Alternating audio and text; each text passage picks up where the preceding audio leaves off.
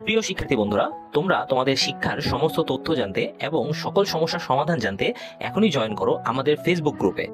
Facebook গ্রুপের link দেওয়া আছে ডিসক্রিপশন বক্সে। স্বাগতম সবাইকে ওয়াইস পয়েন্ট একাডেমিতে। আজকে আমরা নবম শ্রেণীর ডিজিটাল প্রযুক্তির এনসিটিভি দ্বারা প্রকাশিত যেই সিলেবাস এবং এর পরীক্ষার যে মূল্যায়ন কাঠামো তা নিয়ে একটু আলোচনা করব। দেখো, তোমাদের বার্ষিক পরীক্ষায় 4টি অধ্যায়ের উপর ভিত্তি করে পরীক্ষা নেওয়া হবে। বার্ষিক পরীক্ষার কথা বলতেছি, বার্ষিক পরীক্ষায় 4টি অধ্যায়ের উপর ভিত্তি করে পরীক্ষা নেওয়া হবে। তো তোমরা যদি এই 4টি অধ্যায় ভালো করে পড়ো, অবশ্যই তোমাদের একটা ভালো রেজাল্ট আসবে। সো এই 4টি অধ্যায় কি কি?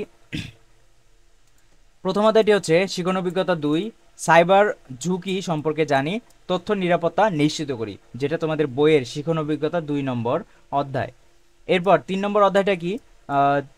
অর্থাৎ 2 নম্বর অধ্যায়টা কি?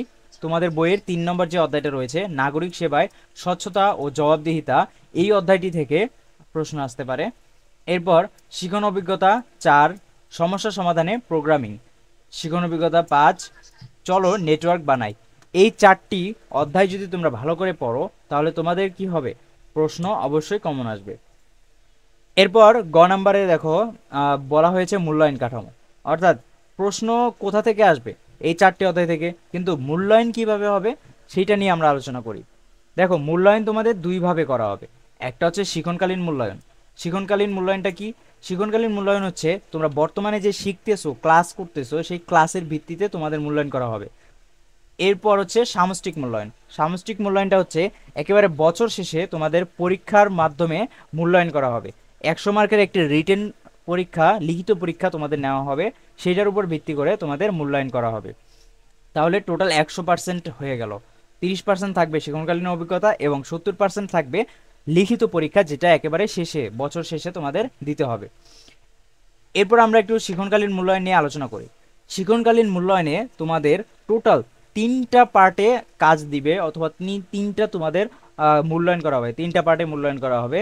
3টা পার্টে 3টা আলাদা আলাদা কাজ দিবে, এবং এই 3টা পার্ট এর কাজ তোমাদের শ্রেণীতে তোমাদের শিক্ষকরা নিজেরাই দিবে, এবং প্রত্যেকটির মার্ক হচ্ছে 10 মার্ক করে। প্রত্যেকটি কয় মার্ক করে? 10 মার্ক করে। সো একটা হচ্ছে অ্যাসাইনমেন্ট। দেখো, 1 নম্বরটা হচ্ছে অ্যাসাইনমেন্ট। তোমাদের যে কোনো একটা অ্যাসাইনমেন্ট অথবা ব্যবহারিক কাজ দিবে, যেটা অবশ্যই তোমাদের একা করতে হবে।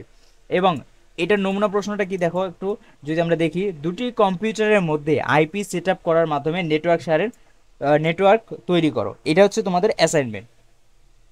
এই অ্যাসাইনমেন্টটা যদি তোমরা কমপ্লিট করো, তাহলে টিচার তোমাদেরকে 10 মার্ক দিতে বাধ্য থাকবে। এরপর অনুসন্ধানমূলক কাজ বা প্রকল্প অথবা প্রতিবেদন উপস্থাপন করা, যেটা শ্রেণীতে আমরা উপস্থাপন করি, এরকম কাজ দিবে। এই কাজের ভিত্তিতে তোমাদেরকে 10 মার্ক দেওয়া হবে। কাজের একটা নমুনা আমরা দেখি। মুক্ত উৎসবের প্ল্যাটফর্মে বিদ্যালয়ের ওয়েবসাইট ডিজাইন করার প্রকল্প উপস্থাপন করো। অর্থাৎ মানুষের সামনে একটা বিদ্যালয়ের ওয়েবসাইট তৈরি ডিজাইন বিদ্যালয়ের সকলের সামনে উপস্থাপন করতে হবে। এরপর 3 নম্বর যে আইটেমটা রয়েছে, সেই আইটেমটা হচ্ছে শ্রেণীর কাজ।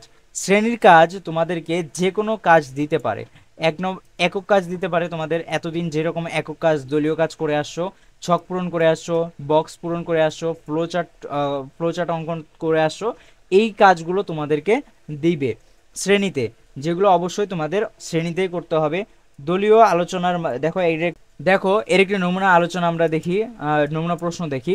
দলীয় আলোচনার মাধ্যমে বাস্তব জীবনে ঘটা 5টি এবং সাইবার জগতে ঘটা 5টি বুলিং এর ঘটনা ছকে উপস্থাপন করো। এটা কিন্তু ক্লাসেই করতে বলা হয়েছে, এবং এর মার্ক 10। তাহলে টোটাল কত মার্ক? 30 মার্কের 3টা অ্যাসাইনমেন্টে 30 মার্কের তোমাদের মূল্যায়ন করা হবে।